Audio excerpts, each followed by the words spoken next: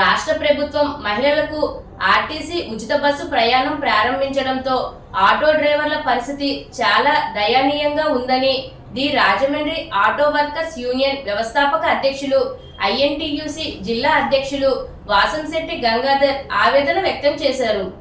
ఈ సందర్భంగా ఈరోజు స్థానిక దేవిచౌక్ సమీపంలో ఉన్న ఆయన నివాసం వద్ద Apsara auto stand under ground యూనియన్లో ఉన్న 45 మంది ఆటో డ్రైవర్లకు ఈరోజు సాయంత్రం బియ్య బస్తాలు పంపిణీ చేశారు. ఈ సందర్భంగా వాసంశెట్టి గంగాధర్ మాట్లాడుతూ యూనియన్ అధ్యక్షునిగా వారి పరిస్థితిని దృష్టిలో పెట్టుకొని ఈ కార్యక్రమానికి శ్రీకారం చుట్టామని తెలిపారు. ఆటోలు తెచ్చి స్టాండ్ల వద్ద పెట్టుకున్నప్పటికీ ఎక్కేవారు కనిపించడం లేదని, దీనితో వారు తీవ్ర నిరాశకు గురవుతున్నారని అన్నారు. లేపాక్షి ఆటో స్టాండ్ పరిధిలోని 40 మంది ఆటో డ్రైవర్లకు బియ్యం పంపిణీ చేశామని, ఇప్పుడు అప్సరా ఆటో స్టాండ్ కార్మికులకు పంపిణీ చేస్తున్నట్లు వివరించారు.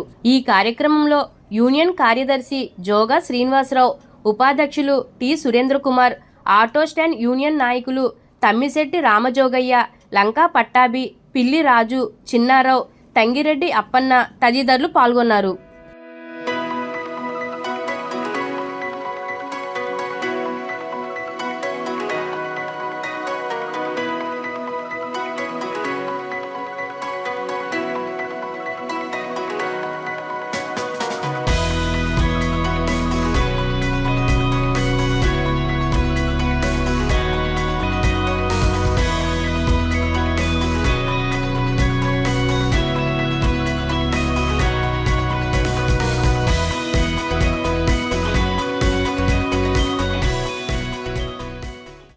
స్థాపించి దరిదాపు 40 సంవత్సరాలు పైన అయింది.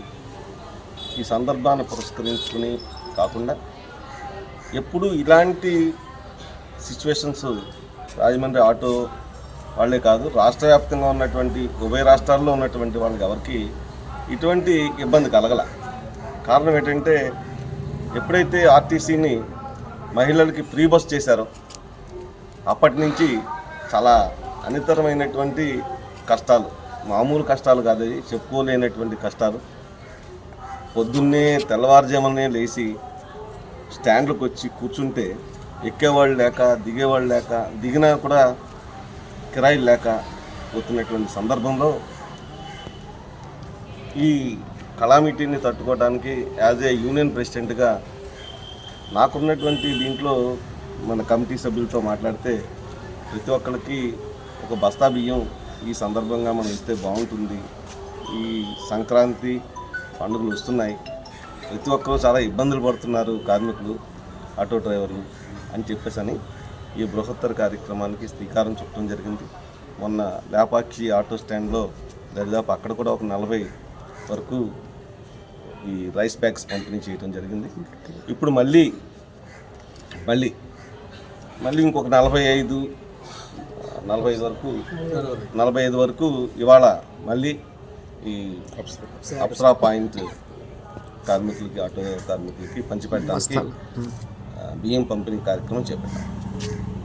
ప్రభుత్వానికి మేము విజ్ఞప్తి చేసేది ఏమిటంటే, మీరు సంవత్సరానికి 15,000 రూపాయలు ఇచ్చినప్పటికీ కూడా ఏ విధమైనటువంటి ఇవి లేవు. ఎందుకంటే ఫైనాన్స్ కంపెనీలు వాళ్ళు ఇవాళ ఓడీల మీద ఓడీలు వేస్తున్నారు.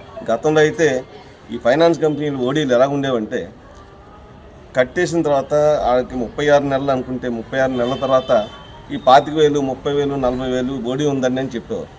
ఇవాళ ఆ పరిస్థితిని తీసేసి ప్రతి నెల వాయిదాలోనే ఆ ఓడీని కట్ చేసేస్తున్నారు. కట్ చేసేయటం వలన చాలా ఇబ్బందికరమైన పరిస్థితులను ఎదుర్కోవాల్సినటువంటి పరిస్థితి. లాస్ట్కి వచ్చేసరికల్లా ఇవన్నీ చేసి అనుకున్న దానికంటే ఒక 50,000 ఫైనాన్స్ తీసుకుంటే ఇంకో 50,000 రూపాయలు అడిషనల్గా కట్టాల్సిన దుస్థితి ఏర్పడింది ఆటో డ్రైవర్. దీన్ని పరిష్కరించేటువంటి నాదులు లేడు, వాళ్ళని కంట్రోల్ చేసేటువంటి పరిస్థితి అంతకన్నా లేదు. దయచేసి ప్రభుత్వాలు ఇప్పటికైనా సరే దాని మీద ఒక చర్య తీసుకుంటే బాగుంటుంది. అలాగే ఇవాళ పోలీస్ డిపార్ట్మెంట్ కాదు, లేకపోతే ఇతర డిపార్ట్మెంట్లు, రోడ్ ట్రాన్స్పోర్ట్ అధికారులే కాదు, ఖచ్చితంగా మరి ఏవైతే మరి రోడ్డు మీదకి వచ్చారంటే వాళ్ళకు ఒక టార్గెట్ని ఫిక్సప్ చేసి ఆ టార్గెట్స్ ప్రకారం కేసులు రాసుకుని వెళ్ళేటువంటి పరిస్థితి ఏర్పడిన తర్వాత మేమందరం కూడా బలైపోతున్నాం. ఎవరికి చెప్పలేని పరిస్థితి. ఆల్రెడీ ఒకసారి క్లిప్పింగ్ అదే ఫోటో తీసుకున్నాడని అంటే ఫైన్ పడిపోతుంది. ఇలాంటి నేపథ్యం గత ప్రభుత్వాలు ఏనాడు చేయలేదు. ఇవాళ ఉన్నటువంటి పరిస్థితుల్లో గత మరి వైఎస్ఆర్ పార్టీలో ఈ రకమైనటువంటి ఇబ్బందులు ఎదుర్కోలేదు. మరి అంతకుముందు మరి తెలుగుదేశం గవర్నమెంట్ ఉన్నప్పుడు కూడా ఈ రకమైనటువంటి ఇబ్బంది ఎదుర్కోలేదు. ప్రస్తుత తరుణంలో ఎందుకో తెలియదు కానీ మరి ఈ రకమైన వాతావరణం అంత మంచిది కాదు. కార్మికులను అందరినీ మీరు దూరం చేసుకుంటున్నారు. ఆల్రెడీ కార్మిక చట్టాలని కూడా మీరు మార్చేశారు.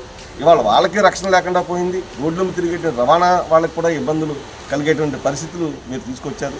దయచేసి ప్రభుత్వం వెంటనే దీని మీద ఆలోచన చేయండి. మేము చెప్పేది కూడా మేము డిమాండ్ చేస్తే వాళ్ళు రోడ్డు మీదకి ఎక్కితే మాకేం న్యాయం జరుగుతుందంటే నమ్మకం కూడా పోయింది. గతంలో పోరాటాలు చేస్తే ఎక్కడో ఒక చోట న్యాయం జరిగేది. ఇవాళ ఆ పోరాటాలు చేసిన జైలు పాలవడం తప్ప ఏ విధమైనటువంటి న్యాయం జరగట్లేదు. అందువల్ల దయచేసి మా మీద మీరు జాగ్రత్తగా ఆలోచన చేసి మాకున్నటువంటి ఈ పరిస్థితిని అర్థం చేసుకుంటారని చెప్పి భావిస్తున్నాను. Thank you. అయితే ఐడెంటిటీస్ మన యూనియన్ సంబంధించి ఇన్నాళ్ళు గంగాధర్ గారు మాకు విన్నట్టు ఉంటూ ప్రతి సంవత్సరం కూడా మాకు ఎంతగానో ఘనంగా చూస్తున్నారు. అయితే కరోనాలో ఇబ్బందులు పడ్డాం, మళ్ళీ ఫ్రీ బస్సులు పెట్టాక ఇప్పుడు ఇబ్బందులు పడుతున్నాం. ఇబ్బందులు పడ్డం అంటే మామూలుగా కాదు, చాలా విపరీతంగా ఎవరికి చెప్పుకోలేని రీతిలో మేము బాధలు పడుతున్నాం. బాధలు ఎవరికి చెప్పాలో తెలియక క్రిస్మస్ అయింది. క్రిస్మస్కి ఏ విధమైన ఒక పిల్లలకి బట్టలు కొనాలన్నా, ఇంట్లో పిండి వంటలు వండుకోవాలన్నా ఏ విధమైన లేక వ్యాపారాలు లేక చాలా ఇబ్బందులు పడుతున్నాం. దాని నిమిత్తం మా యూనియన్ నాయకులు గంగాధర్ గారి దృష్టికి తీసుకెళ్తే వాళ్ళు ఒక అంచుల దారిగా బియ్యం మూటలు ఇస్తున్నారు, పంపిణీ చేస్తున్నారు మా కార్మికులకి. ఈ పండగన్నా సంతోషంగా చేసుకోండి అని చెప్పేసి వారు ఇచ్చిన భరోసాతో మా కుటుంబంలో మా ఇంటికి వచ్చి అల్లుళ్ళు కానీ కూతురు కానీ ఏం పెట్టాలో మాకు తెలియని స్థితిలో ఇవాళ ఈ మూటలు ఇస్తున్నారంటే మాకు చాలా ఆనందంగా ఉంది. ఇది ఒకరితోటే పోయేది కాదు, ప్రతి ఒక్కరు కూడా స్పందించాలి. ఆటో డ్రైవర్ల బ్రతుకు ఎలాగున్నదో అనేది ఈ రీతిలో ఒక్కసారి అర్థం చేసుకోమని అధికారులు దీన్ని ప్రత్యామ్నాయం చేసి మా ఆటో డ్రైవర్లు అందరినీ ఆదుకుంటారని, ఈ ఫ్రీ బస్సుల వల్ల మేము చాలా నష్టపోతున్నామని, ఒక ఫ్రీ బస్సు ఉంది కదా, జనులు ఉన్నారు కదని మేము వెళ్తే వాళ్ళు ఆధార్ కార్డు చూపిస్తున్నారు మాకు, మీరు పొండరా మాకు ఆధార్ కార్డు వచ్చింది అని. ఆధార్ కార్డు పెట్టుకుని ప్రయాణం చేస్తున్నారు. మీ ఏమైపోవాలండి? ఏం చెప్పమంటారు? ఏం చెయ్యాలని మీరు చేతుల్లోనే ఉంది. ఫ్రీ బస్సు లేని నాళ్ళు కొన్నాళ్ళు ఏదో తిన్నాం. ఈరోజు ఈ తినడానికి కూడా లేకుండా మాకున్న నాయకుల మీద మేలు పడి నాయకులు ఏం చేస్తారు మేము ఈ పరిస్థితుల్లో అంటే, ఆ రోజు కరోనాలో మాకు ఇచ్చారు కూరగాయలని బియ్యం అని, ఆ రోజుల్లో ఇచ్చారు, మళ్ళీ ఈ రోజులు వస్తున్నారు.